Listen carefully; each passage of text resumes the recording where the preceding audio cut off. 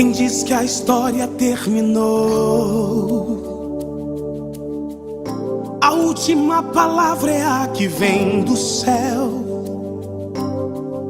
Andaram comentando coisas sem saber, até disseram Deus não é mais com você. Mentira. Juízes capítulo 6 e o versículo de número 14. Quem encontrou diz: podemos ler. No 2. 1, 2. Então o Senhor olhou para ele e disse: vai nesta tua força e livrarás a Israel da mão dos midianitas. Porventura não te enviei eu? Amém. Toma aí o assento, por favor.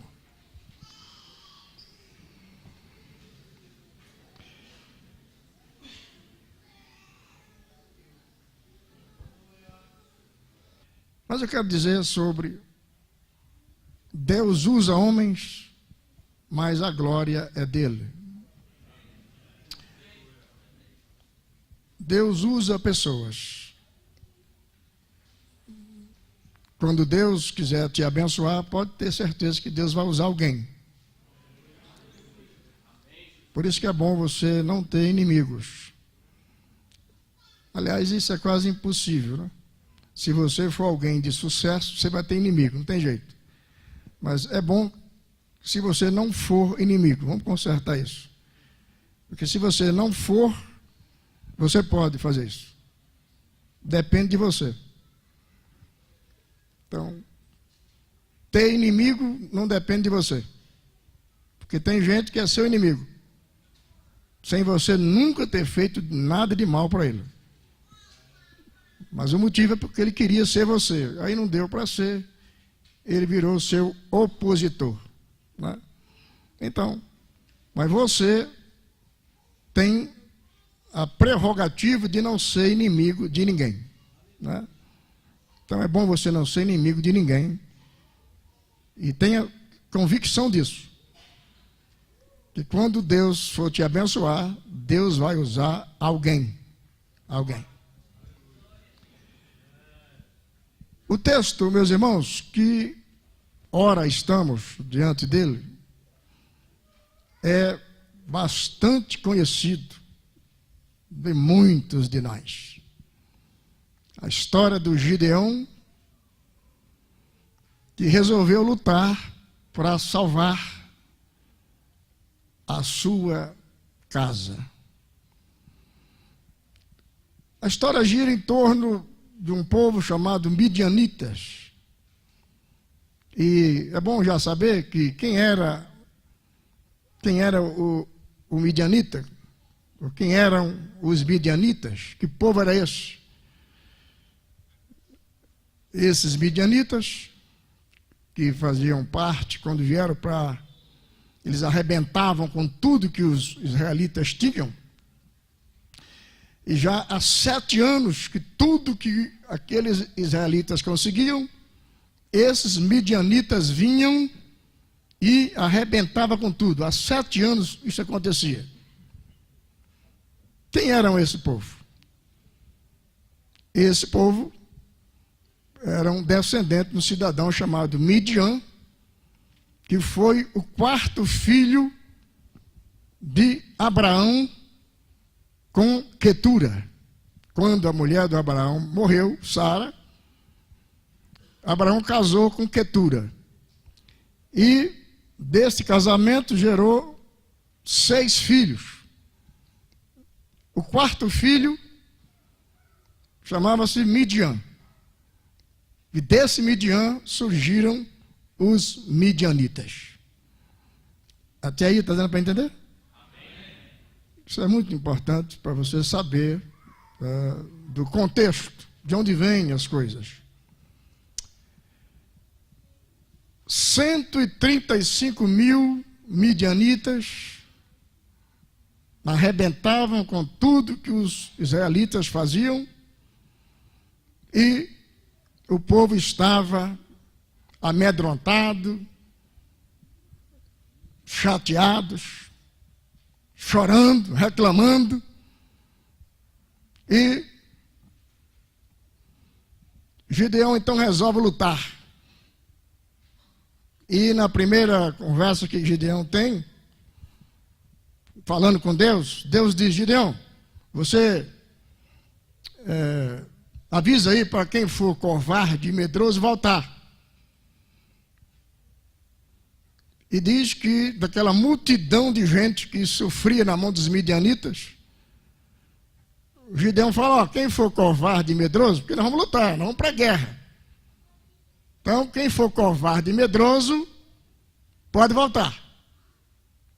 Aí diz a Escritura que 22.000 pessoas voltaram. Assumiram que era frouxo, medroso. Aquela linguagem, né? É melhor um fracassado vivo do que um herói morto. Esse é o linguajar do frouxo, né?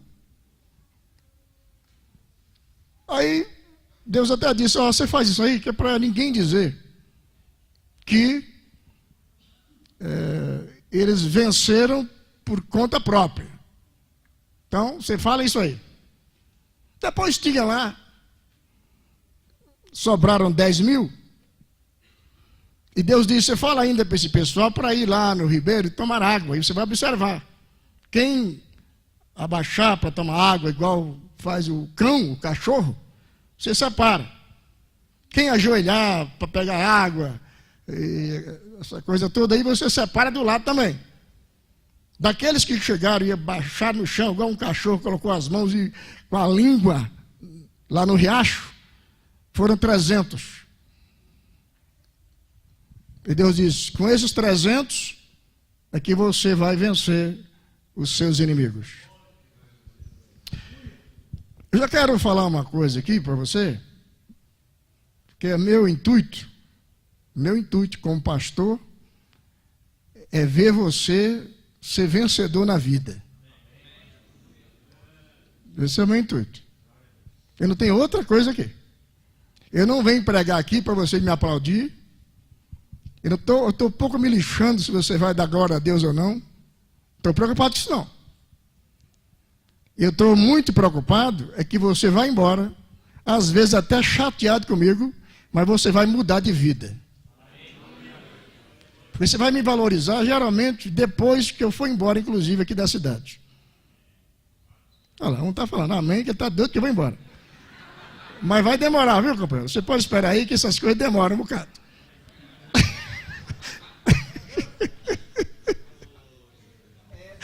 Oh, meu Deus do céu. Oh, gente, mas é assim. Então, eu não sou menino mais. Porque quando a gente é menino, você prega para agradar a turma. Tem até os meninos que ficam pedindo para pregar por aí. Tem menino até de cabeça branca já também. Tem uns velhinhos que não mudam de vida nunca, eles não aprenderam a viver. Né? Fica pedindo para pregar. Me leva lá, me leva. Né?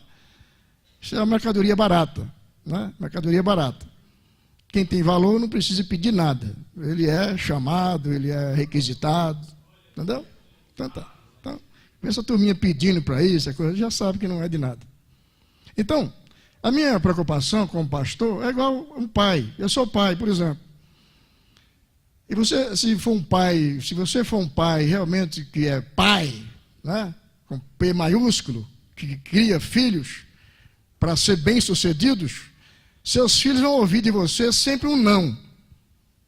Porque os meninos querem ouvir sempre um sim.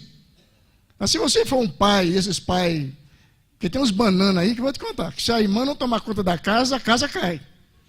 Tem uns pais aí, irmão, que não é de nada, uns homens frouxos, francamente.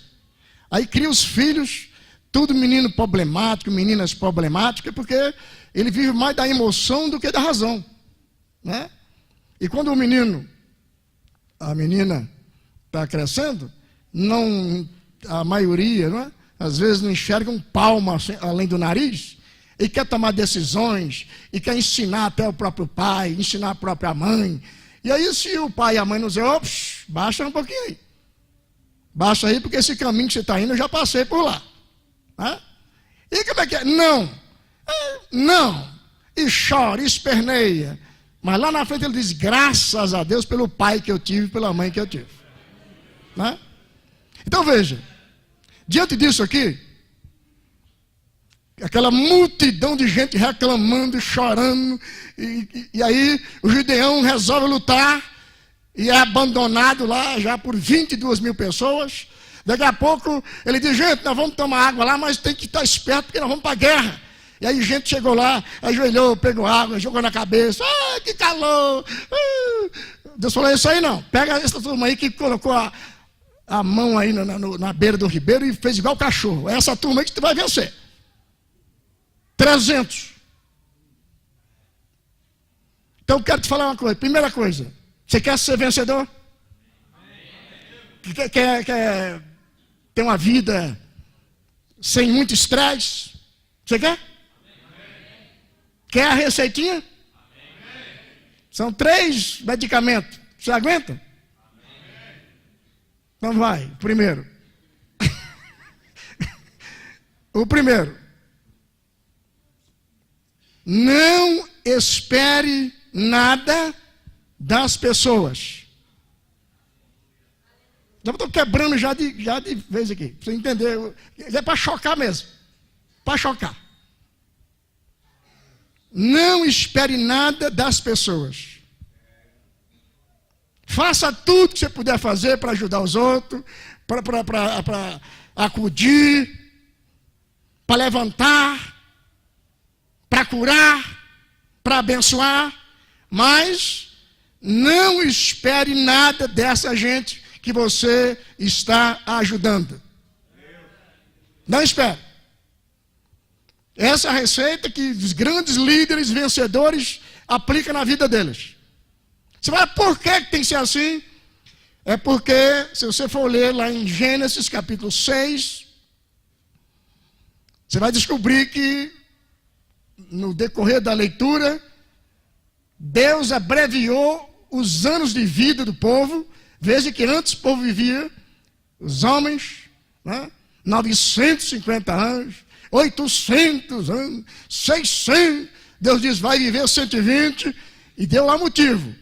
A inclinação do homem é má continuamente. O ser humano é mau. As pessoas são ingratas. Eu estava essa madrugada, acordei e não dormia. E Deus me deu essa palavra. Falei, meu Deus, como é que é isso? E Deus foi pondo no meu coração, inclusive me lembrou de um lugar que eu passei. A irmã fez aniversário. Nós passamos um mês orando e jejuando para Deus curar aquela irmã de um câncer que ela tinha, que estava em estado terminal. Ela estava morrendo. A família, alguns até abandonaram, ninguém lhe dava mais. O pessoal abandonou aquela senhora. E nós lá, cuidando. Daqui a pouco, tivemos que fazer um culto de agradecimento a Deus, porque a irmã ficou totalmente liberta do câncer. Deus curou a mulher, foi uma festa. Aí fizemos um culto, aquela coisa toda. Daí uns 5 meses ou 6 meses ela fez aniversário. Aniversário de idade. Então chamei a senhora Diva, as irmãs lá da igreja, aquele povo todo. Gente, vamos na casa da irmã, levar um bolo lá na casa, fazer uma surpresa para a irmã. E avisei a filha dela, segura sua mãe aí, irmã. Segura aí. Aí, tá bom, pastor. Então tá bom. Aí, reúne todo mundo. Vamos lá naquele dia. Bolo e muita bebida. Gente, cuidado, ela não pode ver. Vamos chegar. Aí chegamos na casa. Oh, meu Deus. Cadê a irmã? Aí a moça falou, pastor, nós estávamos lá mais ou menos 30 minutos já esperando. O senhor não leva a mal, não. Mas sabe o que acontece? A minha mãe, ela está aqui longe daqui, mais ou menos umas 2 ruas. Ela está lá jogando baralho lá com a turma lá. E ela ficou sabendo que vocês vinham, mas ela mandou dizer que ela, francamente, não está muito afim desse negócio de culto, de coisa não. Ela vai estar no baralho com a colega dela, aquele negócio de igreja aí, ela não está muito ligando para essa coisa aí. E nós lá, irmão, com aquele bolo, aquelas coisas para tomar. Aí falamos, e agora, como é que faz? Não, foi o seguinte, vamos comemorar essa desgraça nossa aqui, lá na igreja, porque lá nós temos para quem chorar. Pastor, vamos lá, vamos para a igreja, vamos lá, aquele bolo ali. Vai cantar? Não canta não, vamos chorar depois, mas vamos comer pelo menos. Aí comemos, oramos, meu Deus e tal. Então, você quer então ser abençoado assim, não morrer antes do dia? Não espere nada das pessoas. Não espere. Obreiro, vê se você consagra o obreiro. Estou te consagrando aqui, companheiro, para você me ajudar. Daqui a pouco ele pegou o nomezinho de obreiro, te abandona, fica inventando moda, vira e mexe, está sozinho, ele desaparece. É piquenique na casa de Dona Mariquinha, é comer biscoito lá com o papagaio da Chiquinha. Entendeu o que é? Você fala, gente, a gente começa a sofrer do coração, porque aqueles sentimentos vai te batendo em você. É até um motivo porque que pastores sofrem. Uma boa parte morre de problema de coração, morre de câncer. E outra doença que mata também é os acidentes. Você tem tanto compromisso que quer chegar na hora, você quer dar exemplo, aí você está correndo, e pá, já foi, morreu. Coração, porque é tanta pressão, é tanta coisa, que não tem para onde ir. Às vezes entope tudo, você morreu. E o câncer, porque se você viver sobre angústias, já está provado que quem anda muito angustiado, anda chorando muito, reclamando muito, o câncer costuma pegar essa gente. Que gera tumores por dentro. Não tem para onde sair. Aquela angústia, aí explode dentro de você. Um outro tempo, num lugar que eu estava, nós marcamos uma viagem que ia um grupo de gente, 3 ônibus para levar o povo. Né? Aí, chegou na hora do ônibus sair, o cidadão que era responsável pelo ônibus, não vai ter ônibus mais não. Alguns minutos antes de 3 ônibus sair, aquele monte de gente na porta da igreja. Falei, meu irmão, como é que você avisa isso agora, meu irmão? Sabe como é que é, as coisas acontecem. Você teve o dia inteiro, meu senhor. Pois é, mas eu quis falar agora, sabe como é que é, né? Sabe o que aconteceu, gente? Eu estava assim em pé, comecei a sentir um formigamento assim. Aí eu olhei assim, essa mão aqui, estava inchada. A mão esquerda inchada. Até o relógio aqui não estava cabendo, inchou tudo aqui. Aí disse, pastor, esse negócio aí tem que dar um jeito. Aí dispensei aquele povo tudo, e fui lá no médico, perguntou, doutor, por que a minha mão inchou isso aqui? Graças a Deus que inchou aí. Porque se isso vai para o coração, você tinha tido um ataque fulminante.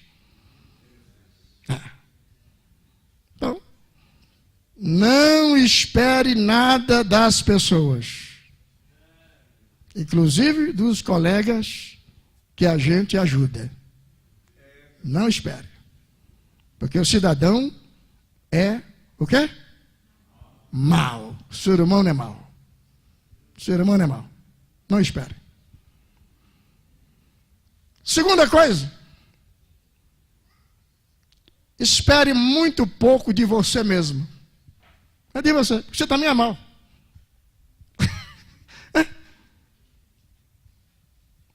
Você é bonzinho quando é para o seu lado. Para aquilo que você quer. Que te interessa.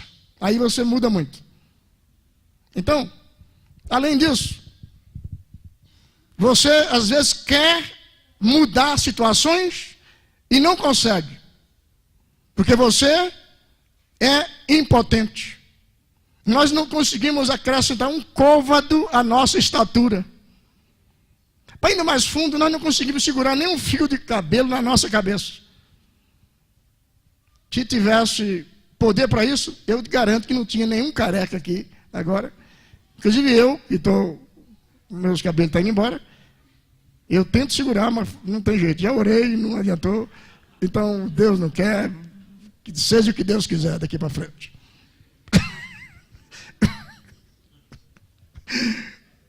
Então, espere muito pouco de você mesmo.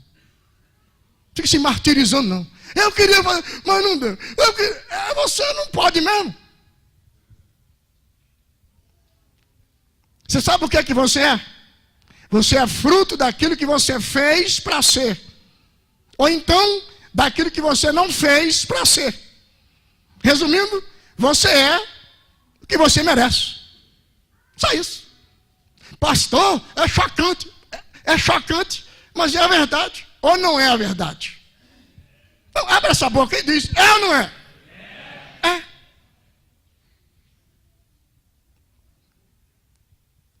Terceiro lugar. Espere tudo só de Deus. Mas lembre-se que Deus pode te falar. Quando você falar com Ele, Ele pode falar sim, não, espere ou não falar nada. Resumindo, você não pode esperar muita coisa dessa vida, não. É ou não é? Em outras palavras, você é pó, vai se tornar pó, e reconheça o seu lugar. Seja menos ambicioso. Como diz um pensamento, não leve a vida muito a séria, porque você não vai sair vivo dela. Mais ou menos isso.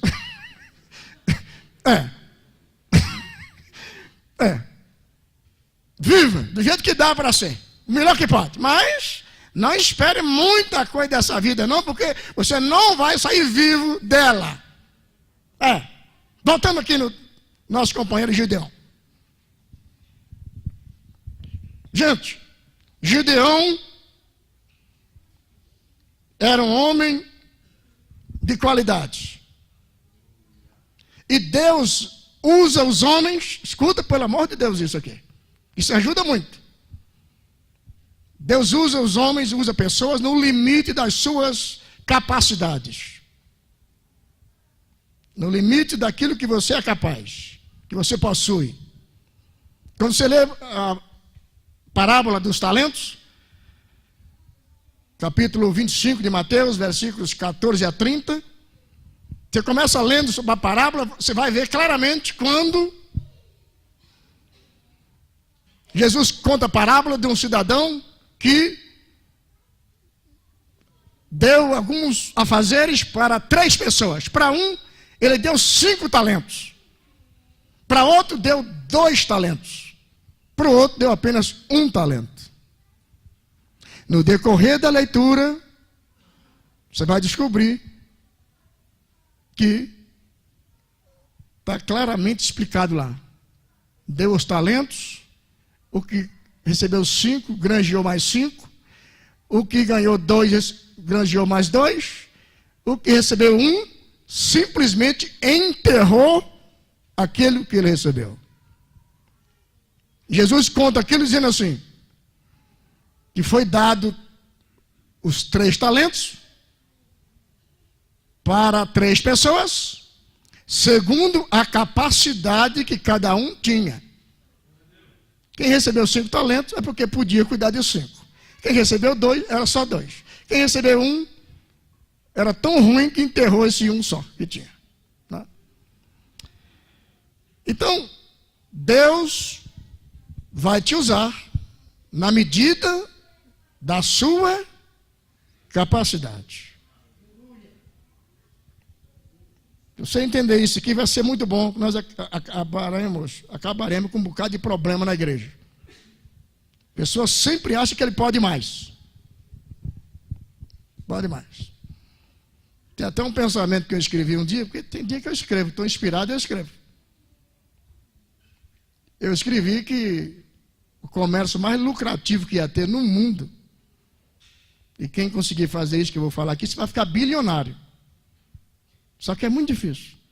Mas o comércio que daria para se tornar bilionário seria você começar a comprar pessoas pelo que elas valem e vender essas pessoas mesmo por aquilo que eles acham que vale.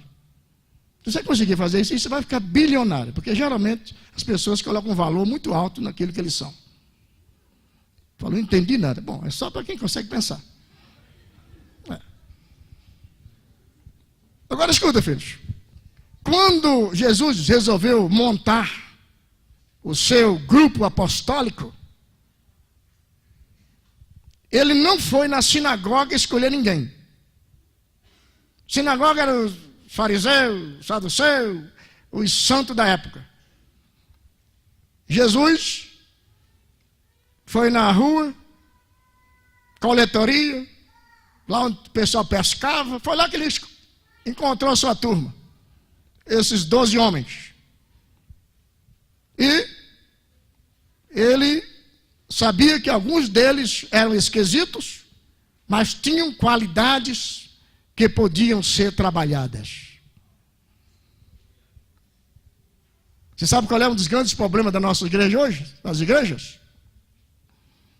É que nós escolhemos as pessoas na igreja para trabalhar, pelo que elas são dentro da igreja, não porque elas são lá fora. E aqui dentro é muito fácil ser bom. Aqui dentro é fácil dar glória a Deus. Aqui dentro é fácil gritar. Não tinha até um cidadão aqui que gritava muito aqui. Ele até achava que eu era muito frio. Porque para muita gente, pastor abençoado tem que gritar. Falar língua estranha o tempo inteiro, sapatear, dar cambalhota. Esse está cheio de fogo. Ô, querido, ser cheio de Deus é ter intimidade com os céus. Para impressionar os outros é uma besteira. Aliás, a turma que impressiona são os mais problemáticos que a gente tem. Sabia disso?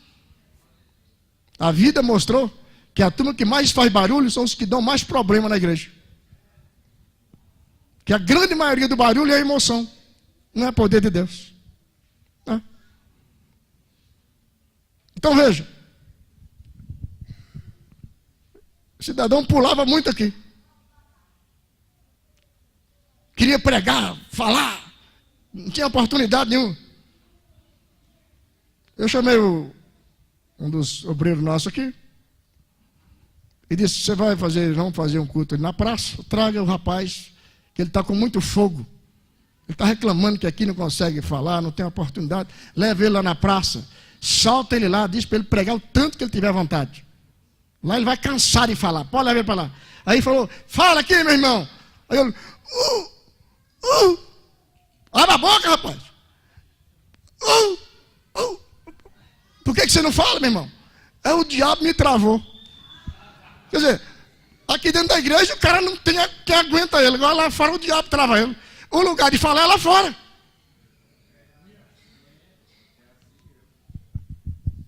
Então são essas coisas que a gente vê. Escuta, pessoal. Gideão resolveu malhar.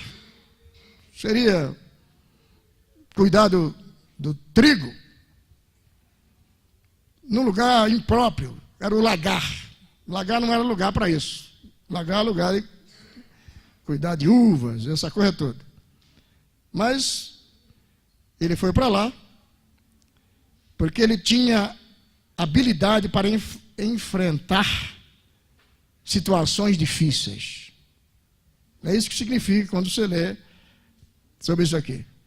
Agora, Deus abençoa a sua habilidade, ou seja, Deus vai te ungir naquilo que você possui. Veja isso. Não adianta unção se você não tem condição. Não adianta Deus te ungir se você não tem capacidade para aquilo. Fala, pastor, clareia isso aí. Por exemplo, nós temos o bispo Samuel Ferreira, que é o nosso líder. Grande líder que nós temos, um dos maiores líderes podemos até falar do mundo. Porque nós temos igrejas, Assembleia de Deus Madureira, nós temos em mais de 100 países do mundo.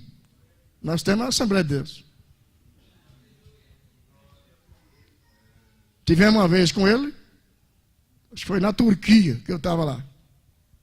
Ele, a esposa dele, um bocado de pastor, nós chegamos lá. Chegamos lá no hotel, que era entrar no hotel. Chegamos no hotel. Aí, aquelas malas, aquele monte de coisa lá. E aí enroscou a mala. Não tinha, como é que vai? Onde é que vai ficar isso aqui? E ninguém sabia falar, resolver. Ela falou, na época, pastor Samuel, vem cá. Por quê? Nós estávamos lá, mas ninguém sabia falar a língua daquele povo lá.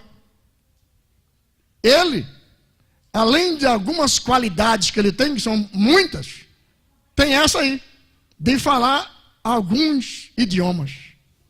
Aí chegou, good night, que era de noite. Please, e começou. Daqui a pouquinho, tudo resolvido.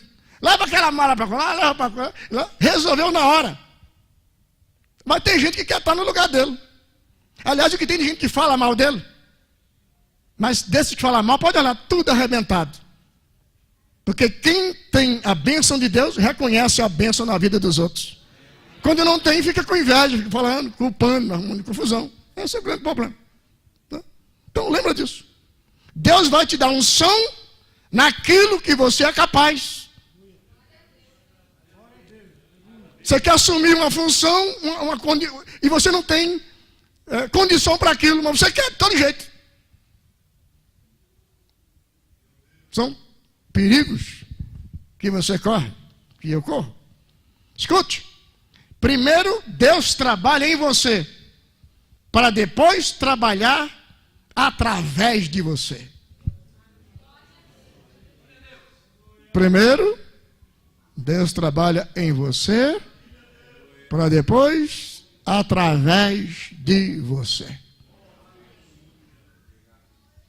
Se você não deixa Deus trabalhar em você, esqueça que Deus nunca vai usar você. Às vezes a gente sofre, fala, fulano, o caminho é esse aqui, fulano. Você olha o cidadão fazendo outra coisa. Fulano, é lá, fulano. Ele está do outro lado, você fala, sabe uma coisa? O negócio é como diz um ditado aí, largar de mão. Viu falar isso aí já? Você larga de mão. Não tem o que fazer. Tem muitos que querem mudar a vida dos outros, mas não conseguem mudar nem a casa dele. Olha aqui o versículo 25 desse capítulo que lemos, capítulo 6. Veja esse versículo aqui, o 25. E aconteceu naquela mesma noite que o Senhor lhe disse, toma o boi de teu pai, a saber, o segundo boi de 7 anos, e derriba o altar de Baal, que é de teu pai, e corta o bosque que está ao pé dele. O que é que Deus estava falando para ele aqui? Gideão, você quer que eu te abençoe?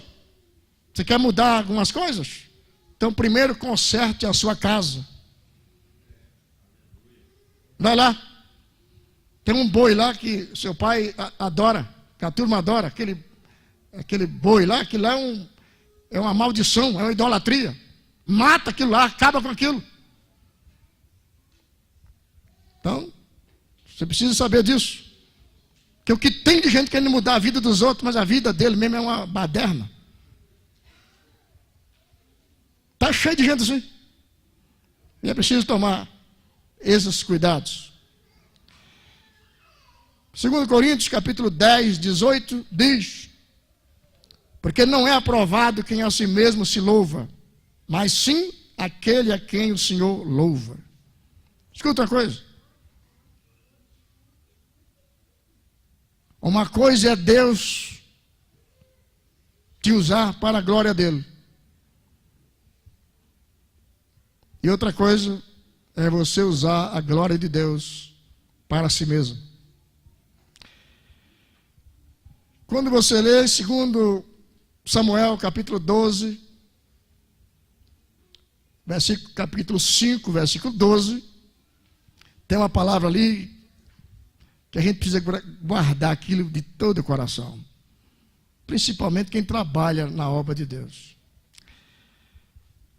Porque ali diz que entendeu Davi que o Senhor o confirmara rei sobre Israel e que exaltara o seu reino por amor do seu povo. O que isso quer dizer?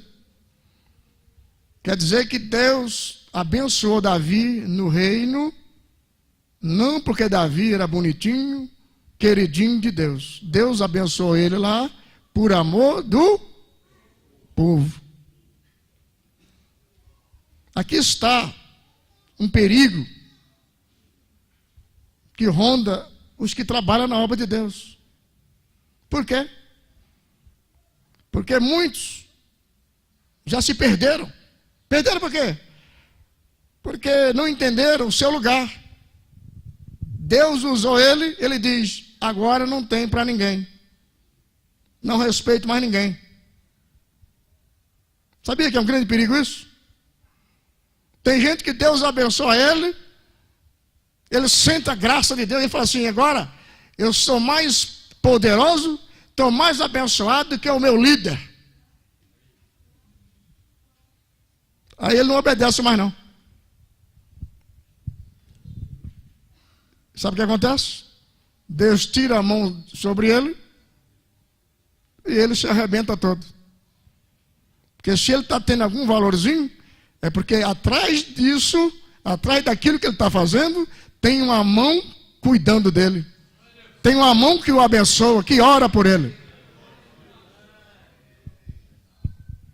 Agora, queridos,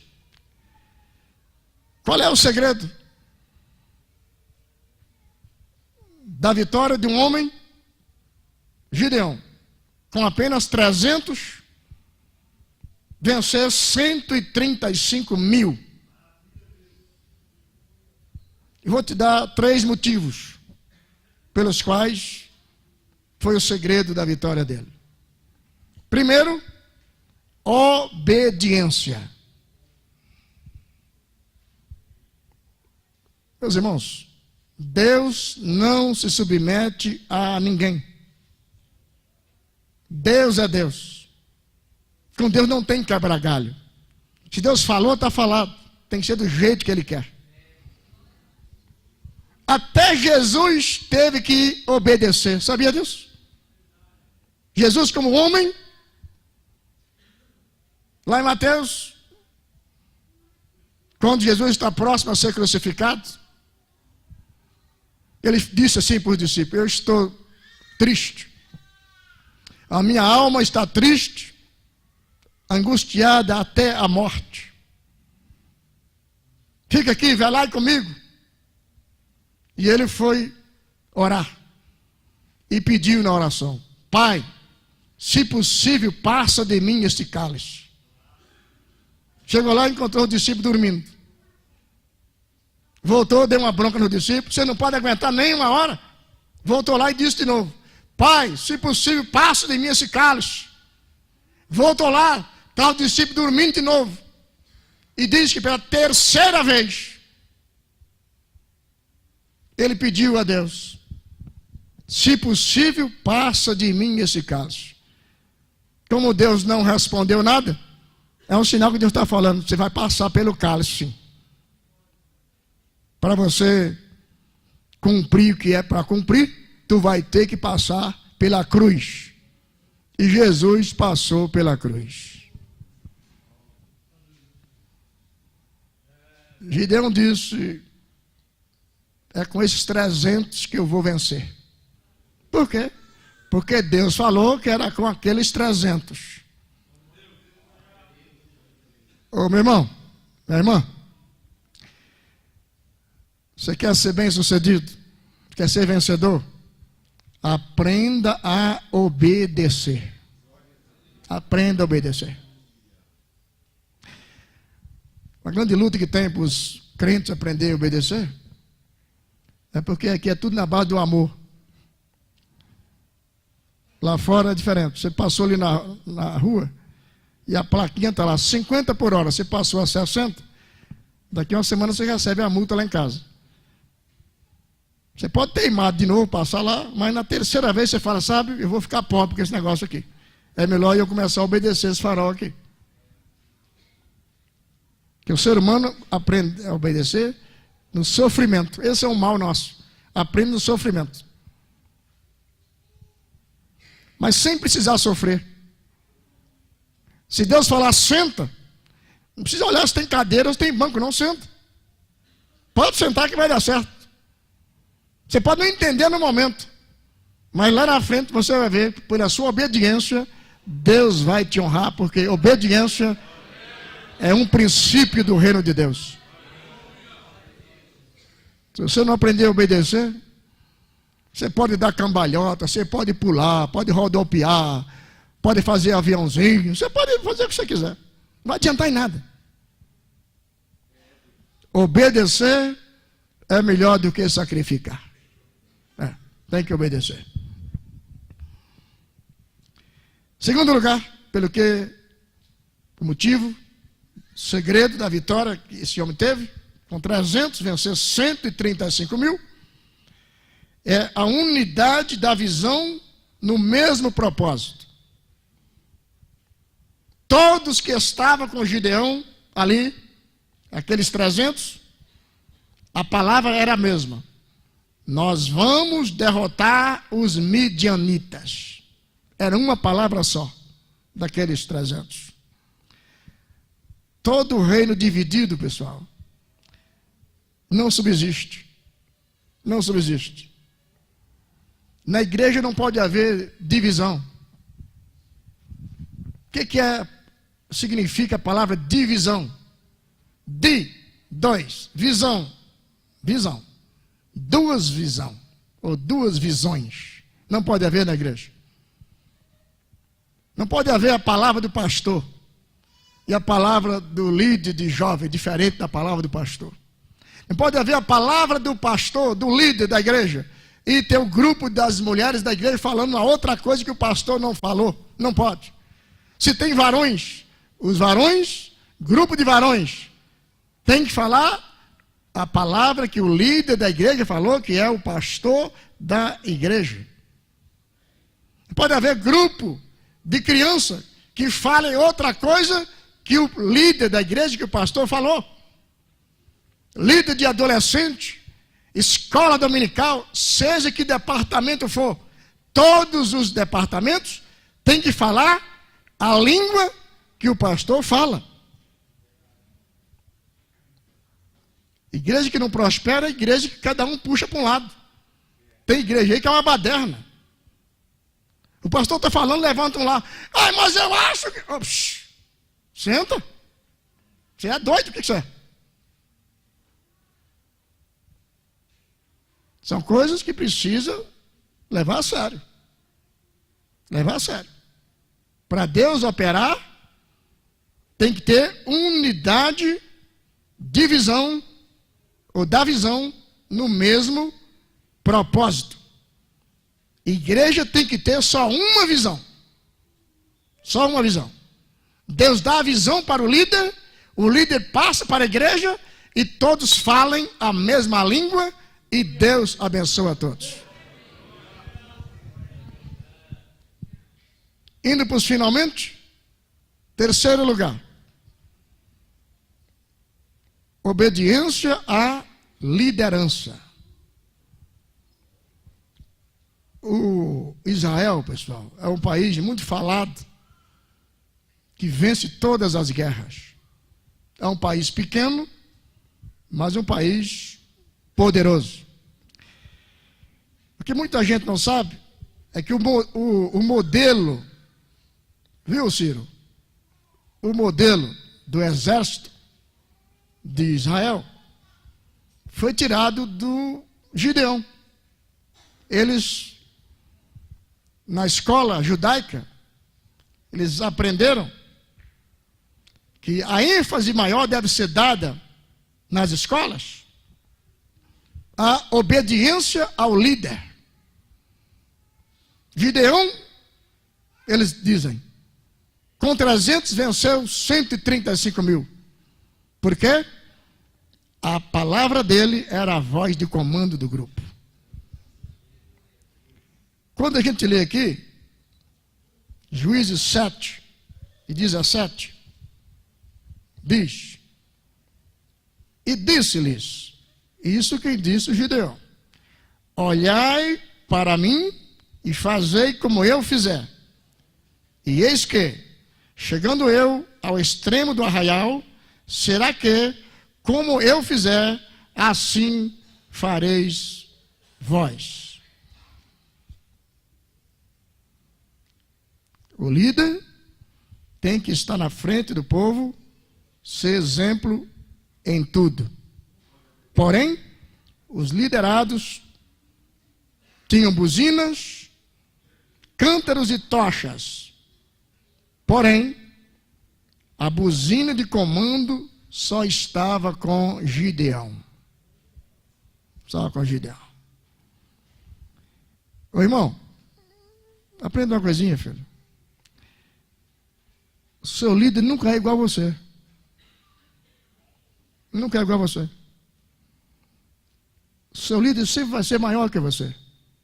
Eu não gostei. Pois é, mas é assim que é a vida. Eles tocaram as buzinas e gritavam. Sabe qual era a palavrinha que eles falavam? Espada do Senhor e espada de Gideão. Não era espada do Senhor e minha espada. Não. A espada de Gideão. Por que eu estou trazendo essa palavra aqui, pessoal? Que Deus toca no coração da gente para falar algumas coisas. O grande problema que nós temos nas nossas igrejas é que todo mundo quer ser líder. Todo mundo quer dar ordem. Alguns não sabem dar ordem nem dentro da casa dele. Para 1 ou 2 que moram lá dentro. Ele quer dar ordem para 1.000, para 500, para 2.000. Ele quer ser igual o líder. O líder que Deus colocou. Ele quer ser igual. Mas até o comando dele, dentro da casa dele, tem 2, 3 pessoas, está dando problema. Ele quer... Escuta. É importante saber ficar no seu lugar. No seu lugar. Ou seja, fique onde Deus te colocou. E está bom demais. Porque esse Gideão aqui foi vitorioso. Porque Deus usou ele, mas a glória permaneceu de Deus. Quando ele estava lá e disse, como eu falar, vocês falam. Espada do Senhor e espada de Gideão. Aquilo era meia-noite. A luta era meia-noite. No escuro. Sabe o que fizeram aqueles... Que tinha 15.000 que ficou escondido lá no canto. Mas lá na batalha tinha 120.000 midianitas. No total, 135.000. Aqueles 120, achando que os que estavam do lado eram israelitas, começaram a sentar a espada no outro. Sem Gideão dar um tiro apenas. Dar uma espadada em ninguém. Aqueles midianitas se mataram. Gideão apenas tocando a buzina com os seus 300 e a turma se matando. Confie em Deus. Louve a Deus. Se entregue totalmente na mão de Deus. Deixe que os inimigos Deus cuida. A sua preocupação, quando os inimigos chegarem para ver você, eles têm que te achar na presença de Deus. De preferência de joelhos, ou então adorando a Deus. Para ficar bem claro para eles que a sua vitória não vem de você, vem do seu Deus. Que o Senhor os abençoe no nome de Jesus. Amém.